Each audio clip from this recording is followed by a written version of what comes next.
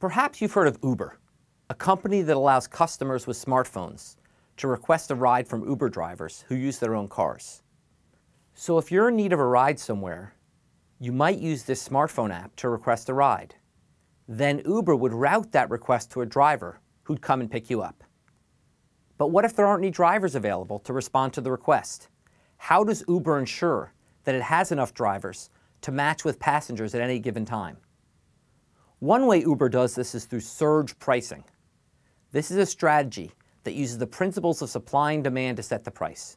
Let's say that at a given time in a given area, Uber sees that the number of people who want a ride exceeds the number of drivers who are available.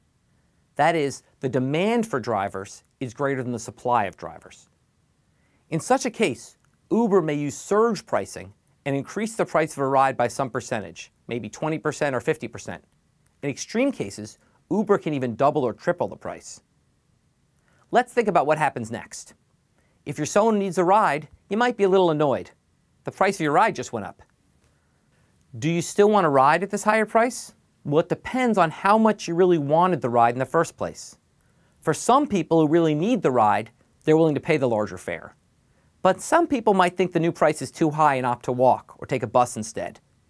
So demand for Uber drivers will likely fall. This is the law of demand in action. But what if you're an Uber driver? From this perspective, the surge pricing looks quite different. If you're already out on the road driving passengers around, the amount you get paid for each ride just went up. Great! But maybe you aren't out on the road. You're sitting watching your favorite show on TV, and Uber sends you a message saying that surge pricing is in effect and the fares have doubled. Maybe this is enough for you to pause your show and start picking up passengers. So the supply of drivers will likely increase. We started with a case in which the demand for drivers was greater than the supply of drivers, meaning some people who wanted rides couldn't get them. With surge pricing, Uber decreases demand and increases supply, with the goal of finding the equilibrium where demand equals supply. A good example that shows what surge pricing does is actually a case in which the surge pricing mechanism broke. Due to a technical glitch, Uber surge pricing was not in effect for 26 minutes in New York City, starting at a little past 1 a.m. on a night in 2015. Now, on a normal Wednesday night, this might not be that big a deal. Unfortunately for Uber, and for thousands of people wanting a ride, this was not a normal Wednesday night. It was January 1st, and the clock had just struck midnight about an hour earlier. So what happened?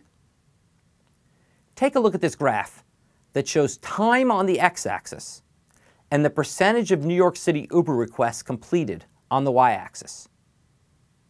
This graph shows that only minutes before the technical glitch, nearly 100% of requests were being fulfilled.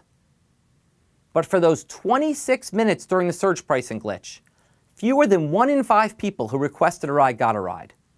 Lots of passengers requesting rides at the regular price, but few drivers were willing to brave the New Year's Eve traffic at that price. Once the glitch was fixed, the figure went back up to nearly 100%. This is supply and demand in action. At times, Uber's surge pricing strategy can be controversial.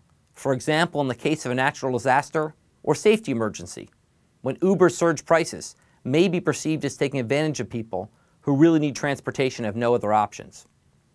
But what is uncontroversial is the way in which the combination of supply and demand work together to jointly determine prices.